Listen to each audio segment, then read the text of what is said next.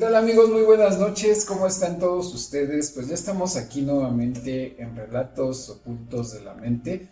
Recuerda seguirnos cada lunes en YouTube, comparte, regálanos un like, coméntanos, suscríbete, activa la campana de notificaciones. Hoy es lunes 10 de mayo y nos acompaña nuevamente Fer aquí. Fer, qué gusto que ya forma parte de la familia de Relatos Ocultos de la Mente.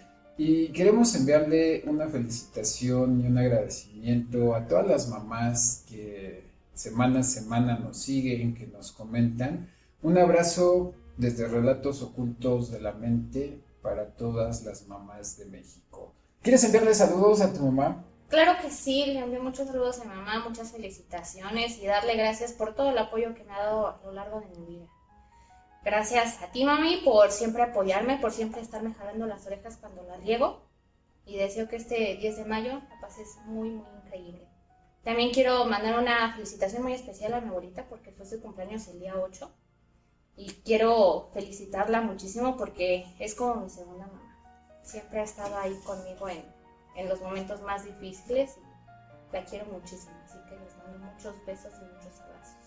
Bueno, señora Cecilia Cerritos y la señora Margarita García, desde este estudio les mandamos una felicitación y un fuerte abrazo. Y que se vean los regalos, ¿no? Pues Digo claro, también.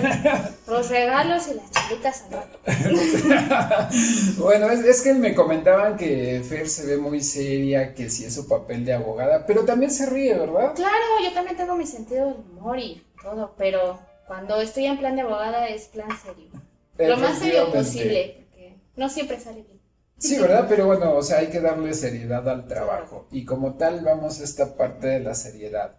Hoy cerramos toda esa parte de los programas que ya hemos venido platicando. Les comentábamos, bueno, desde el hecho del divorcio, Ujú.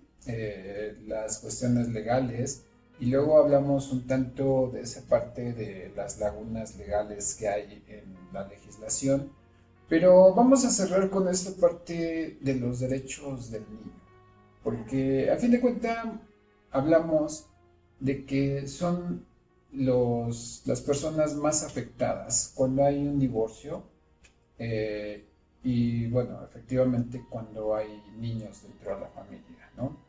Por ya muchas situaciones que hemos comentado, o sea, toda esa parte de la afectación psicológica, de cambiarles el mundo, por la parte de la legalidad, o sea, cuando hay un divorcio voluntario es cuando menos afectados se ven, porque se supone que ya hay un acuerdo previo entre los padres. Pero cuando hay esta parte de la figura del divorcio necesario, entonces sí sufren mucho toda esta parte de traerlos, así como tú comentabas, de pelotitas de un lado a Claro. otro, para saber quién se queda con los niños. Y después, bueno, pues se dan muchas situaciones que los van marcando, ¿no? Claro. Pero vamos a hablar sobre esta parte de los derechos del niño, porque muchas veces nosotros hablamos de derechos, Ujú. pero no sé si realmente conozcamos, o sea, ¿qué es un derecho? ¿Qué nos puedes platicar? O sea, sobre el término legal del derecho. ¿Qué es un derecho, Fer? Ok, bueno, antes que nada les mando un saludo, gracias por seguirnos viendo. Y bueno, retomando todo este tema, los derechos, a final de cuentas, todo mundo goza de derechos. Desde el primer día en el que nacemos ya tenemos derechos. Y básicamente son esos derechos, hay derechos que los otorga tal cual la Constitución por el simple hecho de ser seres humanos. Nosotros como seres humanos tenemos derecho, el primordial es el derecho a la vida. Nadie tiene derecho a quitarnos o privarnos de nuestra vida. Aun cuando somos todavía un feto dentro del vientre de nuestra madre, no tienen derechos a quitarnos nuestra vida. Sin embargo, eso es toda una controversia que posiblemente al igual y después lo tocamos.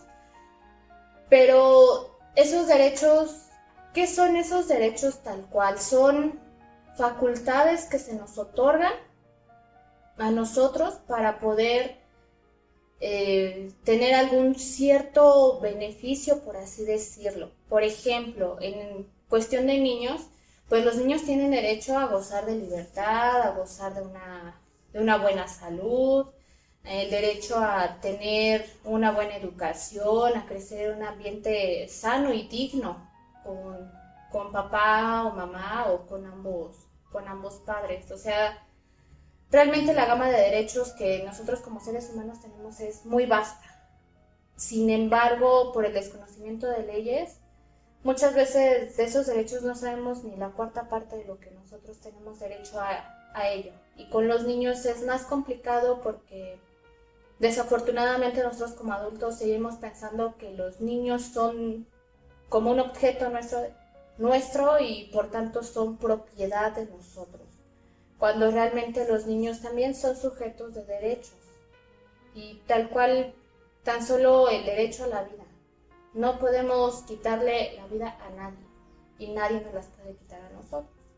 Estamos hablando de dos aspectos del derecho. O sea, tú hablabas del derecho universal que tenemos, tanto tú como yo, personas adultas, pero está esta parte de los derechos del niño y creo que es algo que tardó mucho tiempo, ¿sí? Que tardó mucho tiempo en generarse, en estipularse, en darle difusión, porque, digamos, estamos hablando de por ejemplo, en nuestro país, en México, ¿sí? Que México es un país multicultural con una diversidad compleja de regiones, en la cual todavía hay esa parte de usos y costumbres, ¿no? Que muchos pueblos todavía por el hecho de ser originarios en nuestro país se rigen por usos y costumbres. Ahí muchas veces vemos violentados los derechos de los niños, ¿no? Claro. Pero bueno, vamos a hablar un poco sobre esta parte histórica, ¿sí? En 1948 es cuando se empieza a hablar de derechos de los niños en las Naciones Unidas, ¿sí? Y hasta 1959 es cuando la ONU adapta toda esa parte de derechos, ¿sí? Y pasan 30 años para que haya un tratado internacional sobre derechos del niño, ¿sí? La Convención Nacional, perdón, la Asamblea General de las Naciones Unidas, o sea, toma cartas en el asunto y junta a, pues, sí, a todos los países agremiados para hablar sobre este tratado internacional. Pero si nos vamos a México, o sea, es hasta 1990 cuando nuestro país ratifica esa convención sobre los derechos del niño. Claro. Y en 1994 es cuando ya tiene un rango constitucional. Entonces, por eso decía, estamos hablando de derechos universales que son para toda la población, pero también estamos hablando de derechos del niño. Cuando nosotros hablamos de legalidad, ¿qué tan, cómo te lo podré explicar o cómo te lo podré preguntar? ¿Qué tan certera es o qué tan aplicable es esta situación de los derechos del niño cuando estamos hablando de legalidad? Ok, retomando un poquito de las fechas que tú mencionaste, realmente nos damos cuenta que lamentablemente en nuestro país no tiene mucho que se empezaron a reconocer los derechos del niño. ¿Qué nos quiere decir esto? Que antes a los niños se les trataba como sujetos que no eran acreedores a derechos, o sea, realmente se les trataba como personitas que les podías hacer lo que quisieras. Y tan es así que cuántas historias de nuestros abuelos incluso nos damos cuenta de que a los niños eran violentados, les aplicaban eso de que la letra con sangre entra, ¿no? Entonces les daban unas golpizas impresionantes sin darse cuenta que pues eso les causaba daños, ¿no? Es hasta 1990, como tú lo dijiste, que se empieza a tener esa idea de derechos del niño, pero en base a lo que otros países ya empezaban a hacer. Entonces, a raíz de todo esto, ciertamente México tiene escasos 30 años más o menos cuando se empezaron a ver toda esta situación de los derechos del niño y expresamente en la Constitución se habla de esos derechos, primordialmente a la educación, a un sano desarrollo, a un acceso a la salud, porque como tú bien decías, Hay pueblos que son bases de nuestras raíces. Y esos pueblos tienen sus costumbres, sus tradiciones, que muchas veces chocan con que son los derechos del niño. Por ejemplo, podemos ver que todavía en pueblitos muy, pues ahora sí como con ideas ya muy cerradas, todavía se ve como el matrimonio de niños con personas adultas, por ejemplo. Y ahí, ¿qué es lo que se está violentando? Obviamente los derechos del niño en cuanto a ser libres, en cuanto a una salud. Y el permitir que los niños se casen con personas adultas, obviamente lo estamos sometiendo a que son violaciones. Violaciones y a que las niñas en su caso pues tengan hijos a muy corta edad y que eso propicie que se ponga incluso en riesgo su propia vida. Porque si bien es cierto, el cuerpo de una niña está muy tierno para poder dar vida a otro ser pequeño. Entonces, todo este tipo de situaciones apenas empezaron a tomar en consideración hace apenas 30 años. Estamos hablando que todas nuestras generaciones de antepasados sufrieron eso y muchísimas más cosas. Entonces, en ese margen de situación, realmente nuestro país está pues atrasado, por así decirlo, porque son cosas que realmente no tendrían por qué haberse implementado tan tarde, cuando los niños realmente siempre han tenido derechos. Así como nosotros adultos los tenemos, los niños también lo tienen. Sí, porque bueno, hablábamos de esta situación, o sea, y no nada más se da con las niñas, ¿no? O sea, en los pueblos originarios, o sea, toda esa parte del convenio de matrimonio entre personas adultas con niñas, porque a los 13, 14 años el cuerpo todavía no tiene un desarrollo pleno para la maternidad y sin embargo encontramos todavía noticias de niñas que a los 12, 13 años ya son mamás, pero también estamos hablando de otra cuestión de género, cuando los niños son vendidos para desarrollar una labor, ¿sí? Claro. Entonces, cuando hay esa parte de la explotación laboral, por eso decía, bueno, ¿qué tanto es aplicable toda esa parte de la Convención de los Derechos del Niño en México? Porque todavía tenemos esa parte de, repito, usos y costumbres en las cuales, por ser pueblos originarios, no aplica la parte de las leyes, ¿no? Porque son pueblos que se rigen por sus propias leyes, ¿no?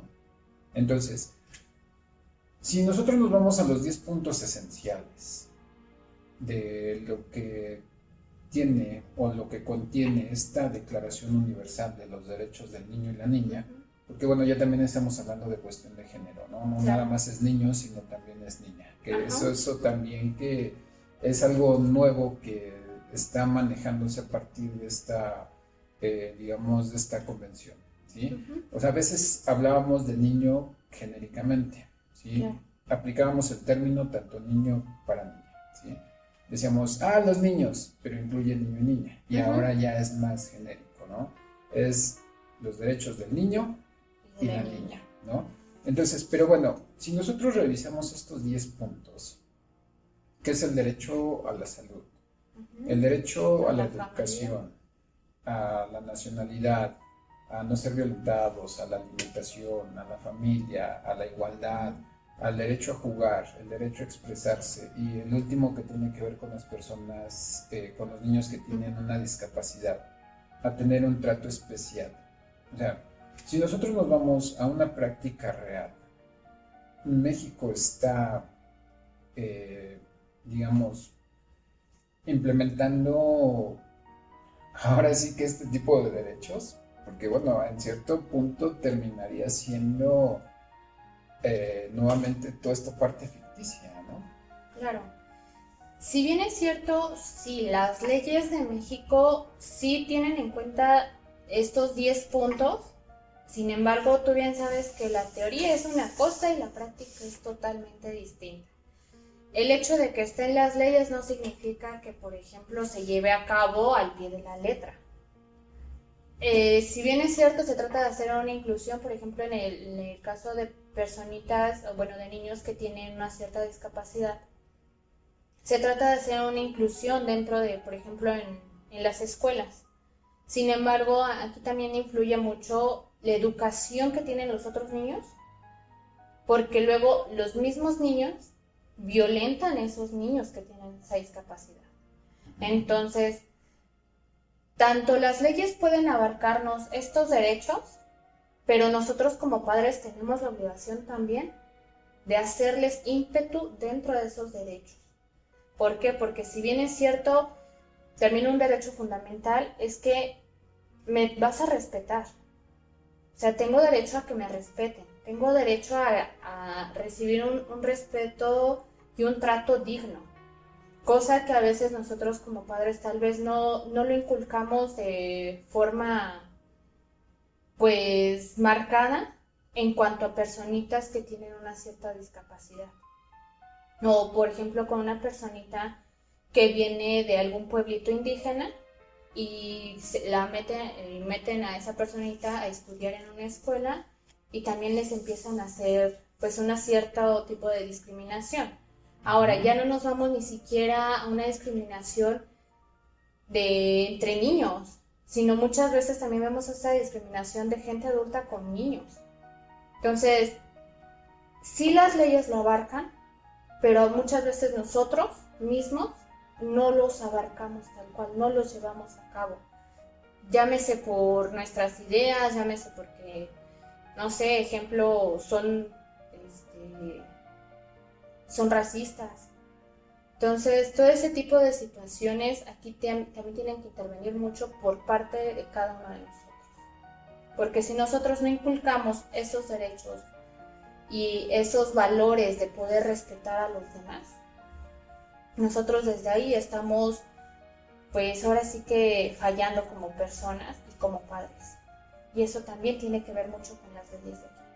Sí, porque bueno, volvemos un tanto al aspecto de la psicología del ser humano, ¿sí?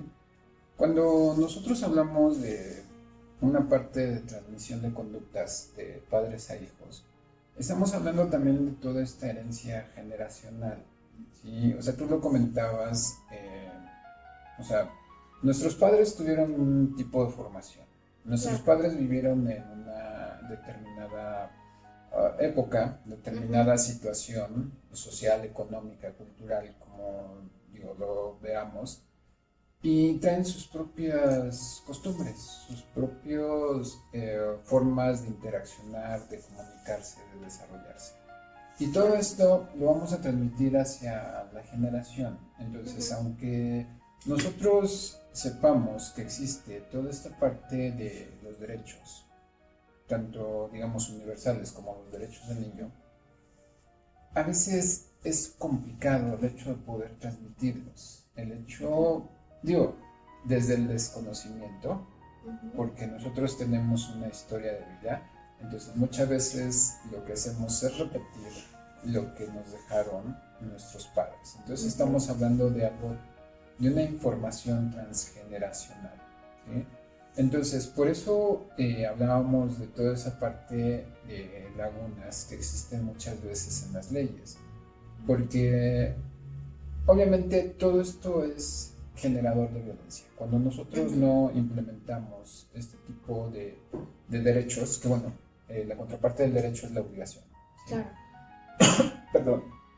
Pero cuando se viene toda esta parte de los derechos versus obligaciones, muchas veces somos generadores de violencia, a veces inconscientemente, a veces conscientemente, ¿no? Pero bueno, o sea, aquí la situación es que como padres, o sea, tendríamos que ver también esa parte del conocimiento de que existe esta parte de los derechos, ¿no?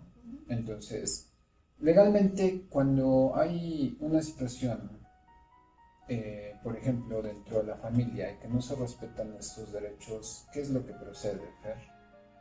Ok, si hablamos de una situación interna en cuanto, por ejemplo, a niños, es un poquito más complicado porque cruzamos esa línea de son mis hijos, yo sé cómo los educo y nadie me puede decir nada de eso.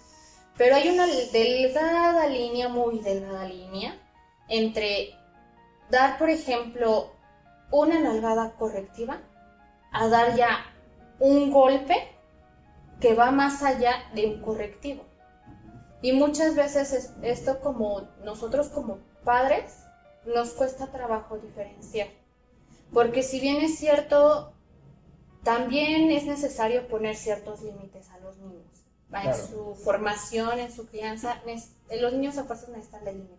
No, y de hecho nosotros como psicólogos también es lo que remarcamos, esa parte de los límites, pero es cierto que una cosa es que tú pongas límite a que seas generador de violencia. Exactamente, entonces, si nosotros, por ejemplo, yo persona externa a esa familia me doy cuenta que ya no es un correctivo, sino ya es violencia intrafamiliar, yo como persona externa tengo la obligación de denunciar que el niño está sufriendo violencia. ¿Por qué? Porque ese niño no puede ir solito ante el MP a presentar su denuncia. Lógicamente, los niños desafortunadamente necesitan de una persona obligatoriamente que les ayude a hacer valer esos derechos. Por ejemplo, muchas veces creemos que es que yo por ser vecino y no tener nada de relación con la familia, yo no puedo hacer algo por el niño. Cuando realmente sí lo puedo hacer. ¿Por qué? Porque el niño necesita ayuda. Si yo veo que al pobre niño le están golpeando a tal forma de que ya hasta lo desmayaron, yo tengo una obligación moral de, ¿sabes qué? Me meto porque el niño no se puede defender de ti mismo. ¿Por qué? Porque eres persona adulta. ¿Cómo te vas a poner tu persona adulta a pelear con un niño chiquito? O sea, esa es una muy delgada línea que hay que identificar entre qué es un correctivo y qué ya de plano es una violencia intrafamiliar. ¿Y legalmente qué pasa en esos casos? Por ejemplo, cuando existe esa parte de la violencia que sí se puede demandar. Ok, en el caso de que realmente sí exista una violencia intrafamiliar, obviamente se tienen que hacer estudios psicológicos tanto a padres como a familiares que convivan, por ejemplo, en el mismo hogar. Y obviamente al niño pues se le tiene que someter a pruebas médicas y psicológicas también, porque tú no sabes qué tanto tiempo lleva esa violencia intrafamiliar y qué tanto ya le llegó a afectar al niño. Entonces, en ese sentido se hace una investigación y en dado caso que ya en el peor de las situaciones, el niño sería separado de su familia a efecto de que el Estado se hiciera cargo ya de él. En dado caso de que ya no se encontrara, pues ahora sí que alguna persona de su familia que se pudiera hacer cargo de él. Sí, hablamos de algún familiar directo, de algún familiar sanguíneo, ¿sí? De sucesión sanguínea, como creo que es el término correcto, ¿no? De sucesión sanguínea. Entonces, en caso de que no haya una persona que se haga cargo, entonces el Estado es cuando interviene y hay una separación del niño y los padres. Pero bueno, estos son temas que nos van a dejar mucho que pensar, porque a fin de cuentas es este proceso de formación, como les hemos comentado. La personalidad se desarrolla desde el momento en que nosotros tenemos pensado concebir un niño hasta aproximadamente los 7 años de edad. Y desafortunadamente muchos padres, permeados por una historia particular, tendemos a reproducir situaciones de violencia, a veces consciente o a veces inconscientemente, pero a fin de cuentas estas pláticas son para que ustedes que nos están viendo también tengan esta parte del conocimiento de cómo identificar cuando hay conflicto, de cómo identificar toda esta parte de la violencia, hacerlo consciente y no repetirlo. Y a fin de cuentas, si ustedes requieren de algún tipo de apoyo, sepan que cuentan con profesionales, con profesionistas que están atendiendo este tipo de situaciones. Pero Fer, yo creo que no va a ser la última vez que platiquemos de esto, ¿verdad? No, por supuesto que no. La verdad es que el tema es muy extenso y qué mejor que ayudar a toda esa gente que nos ve, que muy seguramente a raíz de todas estas pláticas le está surgiendo muchísimas dudas, muchísimas preguntas, que bien nos pueden dejar en comentarios. Y nosotros ahora sí que con las demás sesiones bien las podemos ir aclarando poco a poco. Pues Fer, un gusto tenerte nuevamente aquí en Relatos Ocultos de la Mente. Yo sí le recomiendo a todas las personas que nos ven que nos hagan esta parte de los comentarios. No se queden con la duda. O sea, muchas veces la duda es lo peor que puede pasar.